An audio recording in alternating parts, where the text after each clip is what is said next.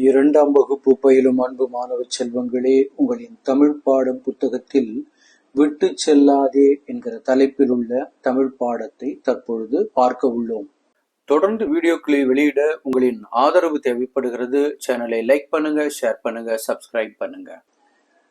இந்த பாடத்தில் இதுல 3 மாணவர்கள் பெயர் இடம்பெற்றுள்ளது.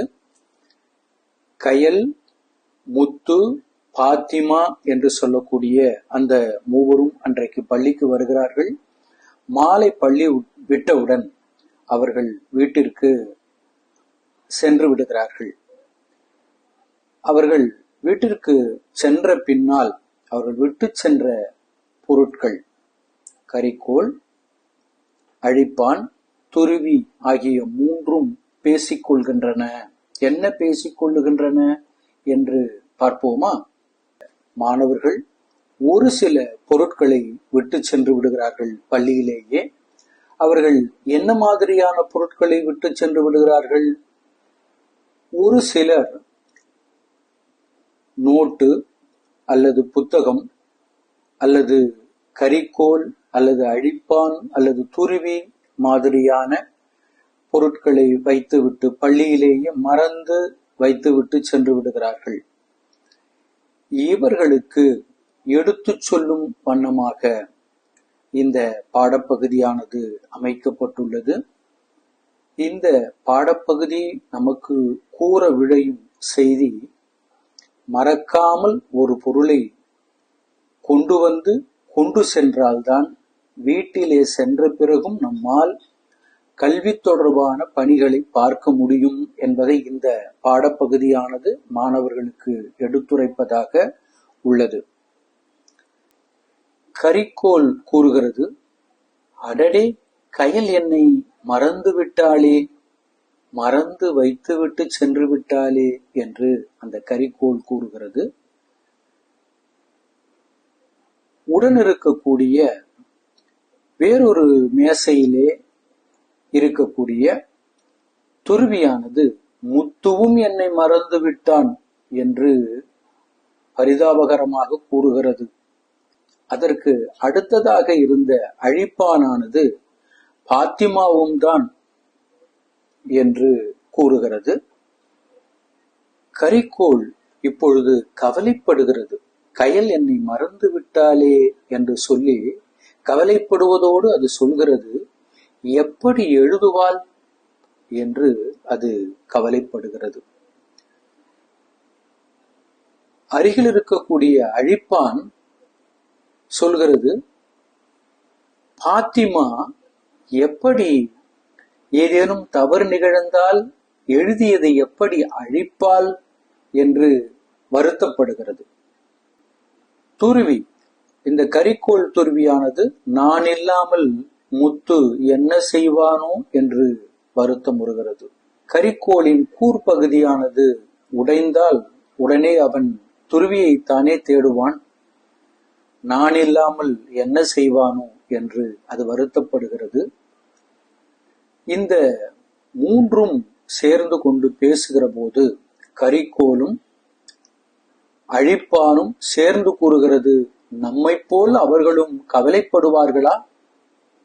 நாம இங்க கவலைப்படுறோமே, விட்டுட்டு போயிட்டாங்கன்னு சொல்லிட்டு அங்க போயிட்டு அவங்களும் விட்டுட்டு வந்துட்டோமே அப்படின்னு கவலைப்படுவாங்களா என்று ஒரு கேள்வியை எழுப்புகின்றன. அதற்கு துருவியானது, உடனே அதற்கான விடை தெரியாது, நாளை தெரியும் என்பது போல அது கூறுகிறது. அடுத்த நாள் முத்து தன்னுடைய மேசையில் பார்க்கிறான். எங்கே போனது என்று தேடுகிறான்.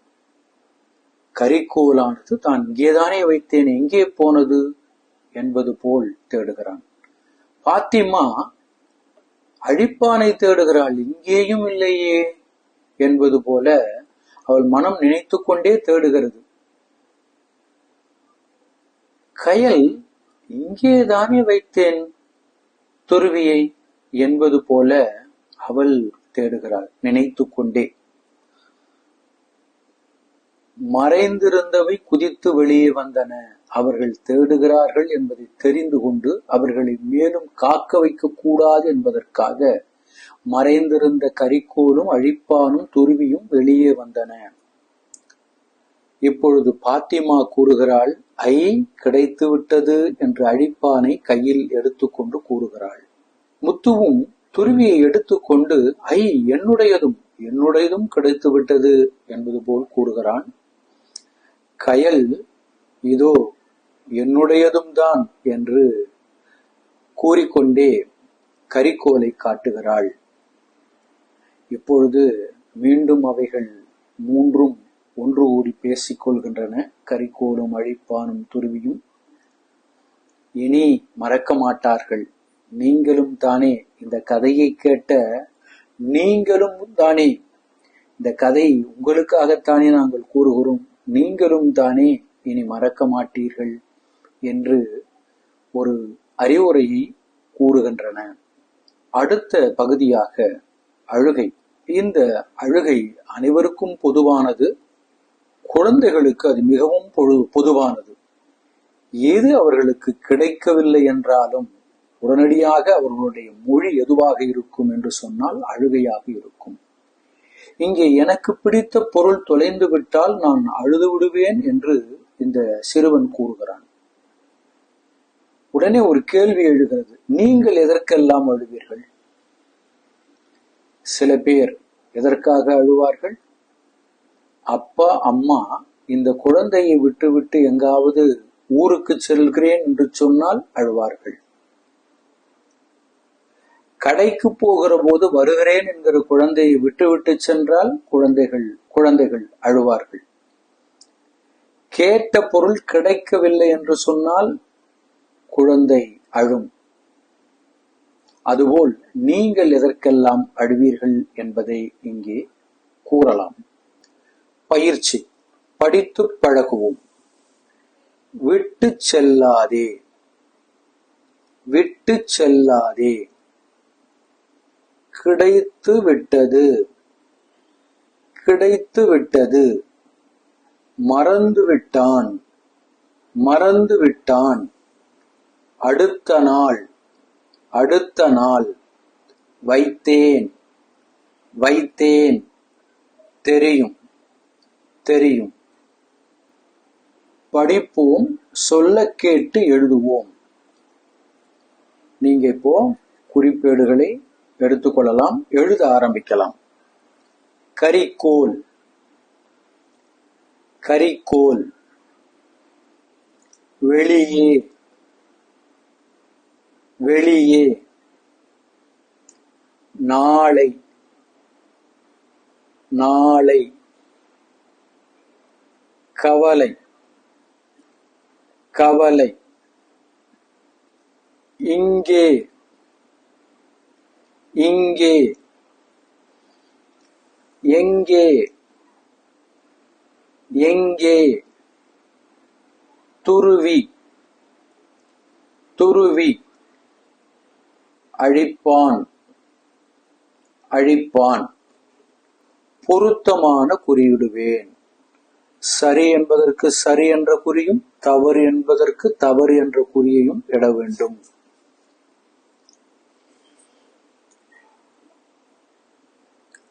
எண் 1. பாத்திமா அழிப்பானை வீட்டில் மறந்து வைத்து விட்டாள். சரியாது? வீட்டிலா மறந்து வைத்து விட்டாள்? இல்லை, பள்ளியில் மறந்து வைத்து விட்டாள். ஆகவே அது தவறு. கயல் 2. கயல் தனது துருவியை மறந்து பள்ளியில் விட்டு சென்றாள். கயலா விட்டு சென்றால் துருவியை? முத்து அல்லவா? ஆகவே இதுவும் தவறு. பாத்திமா, முத்து, கயல் மூவரும் ஒரே வகுப்பில் படிக்கிறார்கள். சரியான விடை. பொம்மை போட்ட அழிப்பான் பாத்திமா உடையது. அதுவும் சரியானது. அடுத்ததாக வாய்மொழியாக விடை தருவேன். கரிக்கோல், துருவி, அழிப்பான் இவை மூன்றும் என்னென்ன நினைத்து வருத்தப்பட்டன? கரிக்கோல், அடடே கயல் என்னை மறந்து விட்டாளே எப்படி எழுதுவாள் என்று வருத்தப்பட்டது. துருவியானது முத்துவும் என்னை மறந்து விட்டான் என்று கூறி வருத்தப்பட்டது. பாத்திமாவும் தான் என்னை மறந்து விட்டாள், எப்படி அழிப்பாள் என்று கூறி அழிப்பான் வருத்தப்பட்டது.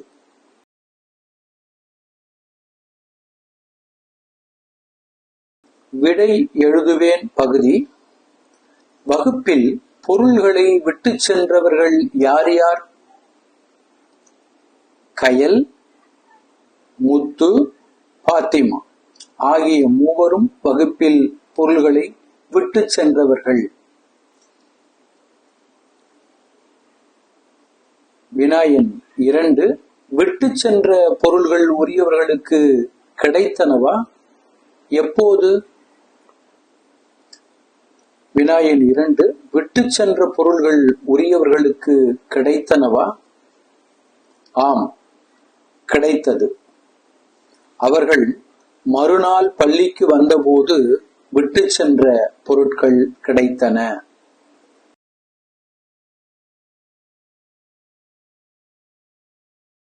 வண்ணமிடப்பட்ட சொல் யாரை குறிக்கிறது? கரிக்கோள் பேசுகிறது. கயல் என்று எப்படி எழுதுவாள்? அவள் என்னை தேடுவாளே. இங்கே அவள் என்பது வண்ணமிடப்பட்ட சொல்லாக இருக்கிறது. இந்த அவள் யாரை குறிக்கிறது? அவள் என்பது யாரை குறிக்கிறது? கயலை குறிக்கிறதா? பாத்திமாவை குறிக்கிறதா? இங்கே கரிக்கோள் கயலை பற்றி பேசுவதால் இங்கே அவள் என்பது கயலை குறிக்கிறது. அதேபோல் இங்கே பார்க்கிறோம், கயல், பாத்திமா, முத்து மூவரும் நம்மை விட்டு சென்று விட்டார்களே என்று யார் கூறுவது? யார் கூறுகிறார்கள்? கரிக்கோளும் அழிப்பானும் சேர்ந்து கூறுகின்றன. இங்கே பார்க்கிற போது மூன்றாவதாக இருக்கக்கூடிய துருவியானது அவர்களும் கவலைப்படுவார்களா என்று கேட்கிறது. அவர்களும் என்பது இங்கே யாரை குறிக்கும்?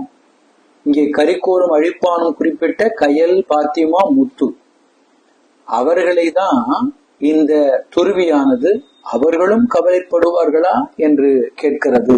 ஆகவே கயல், பாத்திமா, முத்து என்பது இங்கே சரியான விடை. பாடலை தொடர்ந்து எழுதுவோம். மழையோ மழை பெய்தது, மரமெல்லாம் நனைந்தது. மழையோ மழை பெய்தது. அடுத்து என்ன போடலாம்? நம்ம மலை எல்லாம் நனைந்தது. மலை கூட நனைஞ்சுக்கிட்டு தான் இருக்குது.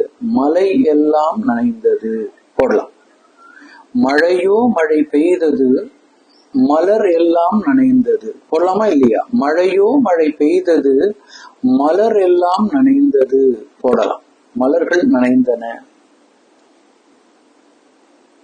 மழையோ மழை பெய்தது, வீடு எல்லாம் நனைந்தது என்று நாம் இதை எழுதலாம். பொருத்தமான சொல்லை நிரப்புவேன். அது என்பது ஒன்றன்பாலை குறிப்பது. அவன் என்பது ஆண்பாலை குறிப்பது. அவை என்பது பலவின் பாலை குறிக்கக்கூடிய சொல். வளவன் மிதிவண்டி ஓட்டுகிறான். அது கடைக்கு செல்கிறான் வருமா? அவன் கடைக்கு செல்கிறான் வருமா? அவை கடைக்கு செல்கிறான் வருமா? இங்கே அவன் கடைக்கு செல்கிறான். அதுதான் சரியான. ஏன்னா செல்கிறான் என்பது ஆணை குறிக்கக்கூடியது. ஆகவே அவன் என்பது ஆணுக்குரிய சொல், ஆண்பால் சொல். ஆகவே அவன் போடுறோம். வீட்டில் பூனை வளர்கிறது, அது எலியை பிடிக்கும்.